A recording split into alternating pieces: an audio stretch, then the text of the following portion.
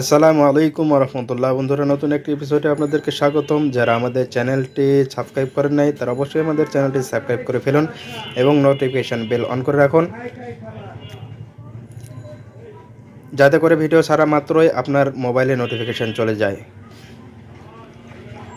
তো আজকের বিষয়টা হলো যে একটি মেশিনের ডিজাইন বা একটা আরও মেশিনের ফ্লো ডিজাইন কেমন হয় এটা আপনাদেরকে আমরা বোঝাবো, কিভাবে এটা কাজ করে বা এর ডিজাইন কেমন হয় এটা বোঝাবো, কার পরে কি কাজ করে। তো প্রথমে পানিটা কিন্তু এই দিক দিয়ে ঢোকে, যখন আমরা একটা কানেকশান দ্বারা পানিটা ইনপুট করাই, পানিটা এই দিক দিয়ে ঢোকে। এটা ঢোকার পরে ওই সাইডে জাস্ট মেশিনের এই সাইডে দেখুন আরেকটা অ্যালবো লাগানো আছে, এই ফিল্টার পাস হয়। তো এই ফিল্টার পাস হওয়ার পরে পানিটা ঢোকে দ্বিতীয় ফিল্টারে, তারপরে তৃতীয় ফিল্টারে। এটা একটা সিস্টেম। আর আরেকটা সিস্টেম হচ্ছে যে পানিটা প্রথম ফিল্টারে আসে, এটা লো প্রেশার ভালভের সাথে কানেকশন করা থাকে, তারপরে সলিনয়েড ভালভের সাথে কানেকশন করা থাকে, তারপরে মোটর কানেকশন করা থাকে, তারপরে তৃতীয় ফিল্টার কানেকশন করা থাকে। এভাবে হয়। আবার প্রথম ফিল্টার এর পরেই সব কানেকশন করে দেওয়া থাকে, তারপরে দ্বিতীয় ফিল্টার, তৃতীয় ফিল্টার, এভাবে কাজ করে। তারপরে দ্বিতীয় ফিল্টার থেকে কিন্তু মোটরের কানেকশন দেওয়া হয়। তো এটার ফাংশনটা দেওয়া আছে দেখুন।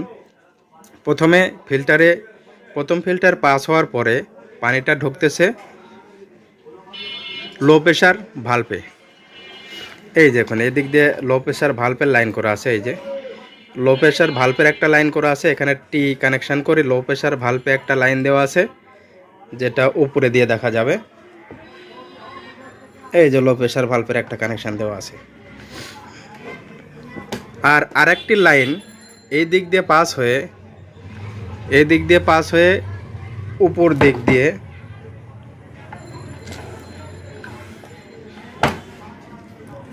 দিক দিয়ে সলিনয়েড ভালভে চলে গেছে। সলিনয়েড ভালভ পাস হয়ে দেখুন গেছে। তো সলিনয়েড ভালভের ইনপুট লাইন পাস হয়ে আউটপুট হয়ে আবার লাইনটা চলে আসছে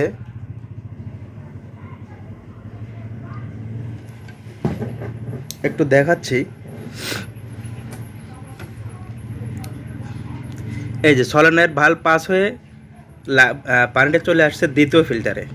দ্বিতীয় ফিল্টার এই দিক দিয়ে পানিটা পাস হয়ে এই সাইডে এসে আবার এই তৃতীয় ফিল্টারে পানিটা ঢুকতেছে। তৃতীয় ফিল্টারে পানিটা এসে পাস হয়ে এই দিক দিয়ে পানিটা ঢুকছে মোটরে। এটাও একটা কানেকশান। এই দেখুন মোটরে পানিটা ঢুকছে। মোটরে পানিটা ঢোকার পরে মোটরের ইনপুটে পানি ঢুকছে, ইনপুট পানি পার হয়ে এই যে তীর চিহ্ন দেওয়া আছে, আরও চিহ্ন দেওয়া আছে, পানিটা আবার আউটপুটে চলে গেছে। পানিটা আউটপুট হয়ে ভিতর দিয়ে দেখুন, পানিটা আউটপুট হয়ে ভিতর দিয়ে এই পাশে চলে আসছে। এই পাশে পানিটা পাস হয়ে এই দিক দিয়ে পানিটা মেমব্রেনে ঢুকছে।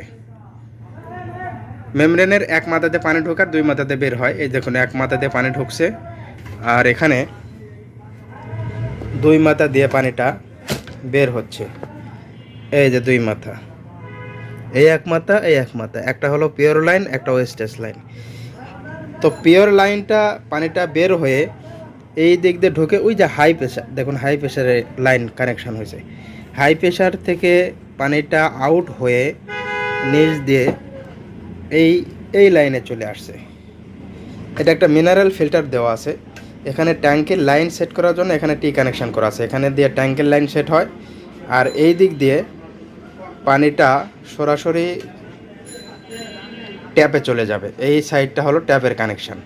পানিটা আগে সরাসরি ট্যাঙ্কিতে জমা হবে, যখনই আপনি ট্যাপ ছাড়বেন তখন পানিটা ট্যাপে চলে আসবে। তো বন্ধুরা, এই ছিল আজকের একটি মেশিনের ডিজাইন প্রসেস। এর এক এক মেশিনের এক এক রকম ডিজাইন হয়।